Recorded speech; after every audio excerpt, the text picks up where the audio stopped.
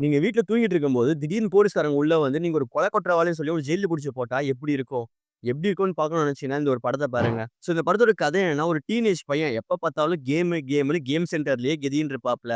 ஆனா இந்த PUBGலாம் எப்படி வேற வேற இடத்துல இந்த கேம்ஸ்லாம் பார்த்தீங்கன்னா, பேசிக்கிட்டே விளையாடுவோம். அந்த மாரி தான் இந்த பையனும் பார்த்தீங்கன்னா, வேற வேற இடத்துல காட்களோட சேர்ந்து பார்த்தீங்கன்னா, கேம்ஸ் விளையாடிட்டு இருக்காரு. அப்படி கேம் விளையாடிட்டு இருக்க சமயத்துல திடீர்னு ஒரு ஃபோன் ஒண்ணு ரிங் அடிக்குது. அந்த ஃபோன் எடுத்து அவர் பேசுறாப்ல, இந்த மாரி பார்த்தீங்கன்னா, "என் ஃபோன நான் மறந்து விட்டுட்டு போயிட்டேன்.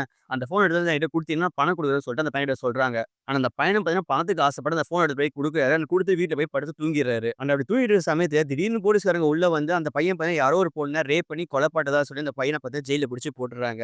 ஆனா, அந்த பையனுக்கு பார்த்தீங்கன்னா, ஒண்ணுமே புரியல. என்னாச்சுன்றதும் தெரியல. அண்ட் எவிடன்ஸ் எல்லாம் பார்த்தீங்கன்னா, 1க்கு 1 பார்த்தீங்கன்னா, அவன் தான் அந்த கொலையே பண்ணியிருப்பான்ற மாரி பக்காவா பொருந்தி இருக்குது. ஆனா, அந்த பையன பார்த்தீங்கன்னா, ரொம்ப சின்ன பையன். அவன் ஜெயிலுக்கு புடிச்சு போட்டதுக்கு அப்புறம் அப்பதான் அந்த ஜெயிலுக்குள்ள ரொம்ப கஷ்டப்படுறாப்ல. ஆனா, அந்த ஜெயிலுக்குள்ள இருக்க ஒரு ரவுடி என்ன பண்றாருன்னா, அந்த பையன பார்த்தீங்கன்னா, வம்புக்கு இழுத்து அவர அடி அடின்னு பார்த்தீங்கன்னா வச்சு செய்றாரு. அண்ட் இதுக்கு நடுவுல பார்த்தீங்கன்னா, அவங்க அம்மாவும் இறந்து போயிர்றாங்க. அந்த பையனுக்கு ஒண்ணுமே புரியல. என்ன பண்றதுன்னே தெரியல. ஜெயில்ல இருந்து எப்படியோ தப்பிச்சிடுறாரு.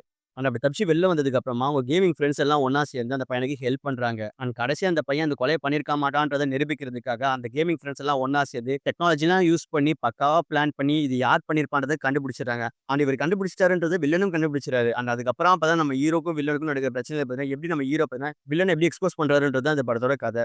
இந்த படத்தோட பேரு ஃபேப்ரிகேட்டட் சிட்டி. அமேசான் பிரைம்ல அவைலபிள் ஆகுது. தமிழ்லயே இருக்குது. இந்த படத்த பார்த்து பிடிச்சிருந்தா கமெண்ட்ல சொல்லுங்க. அன்டில் தென் பாய்.